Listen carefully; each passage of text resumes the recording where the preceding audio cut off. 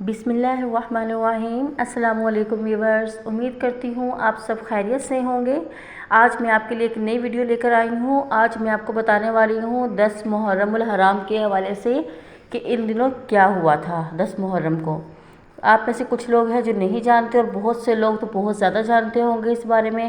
آج کل کی جنریشن کو اس بارے میں کچھ معلوم نہیں ہوتا، پرانے واقعات وہ لوگ نہیں جانتے، بس وہ لوگ سمجھتے ہیں کہ محرم ہے، ٹھیک ہے، ان کو اتنا نہیں پتہ ہوتا۔ تو یہ چیزیں اپنے بچوں کو بتایا کریں، یہ نالج میں اضافہ کرتی ہیں بچوں کی، تاکہ وہ اپنے دین سے دور نہ ہوں، دین کے قریب رہیں۔ چلیے میں آپ کو بتاتی ہوں 10 محرم الحرام کو کیا کیا ہوا تھا، وہ چند خصوصیات ہیں جو آپ کو بتانے جا رہی ہوں۔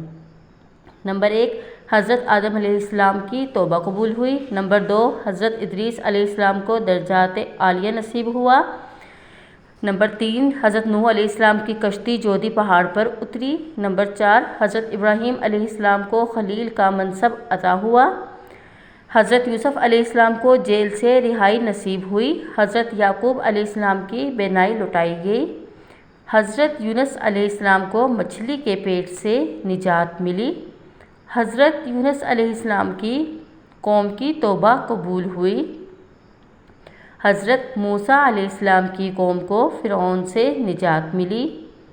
حضرت عیسیٰ علیہ السلام کو زندہ آسمان پر اٹھایا گیا۔ حضرت حسین رضی اللہ تعالی عنہ کو شہادت نصیب ہوئی۔ زمانہ جاہلیت میں اہل مکہ خانہ کعبہ پر غلاف چڑھایا کرتے تھے۔ اس تاریخ کو قیامت قائم ہوگی۔ یقیناً آپ میں سے بہت سے ایسے لوگ ہوں گے جو اس بارے میں نہیں جانتے تھے، یا بہت سے لوگ جانتے بھی ہوں گے اور مجھ سے زیادہ نالج بھی رکھتے ہوں گے۔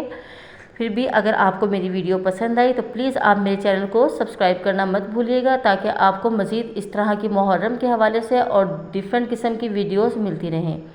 شکریہ، مجھے دعاؤں میں یاد رکھیے گا۔ اللہ حافظ۔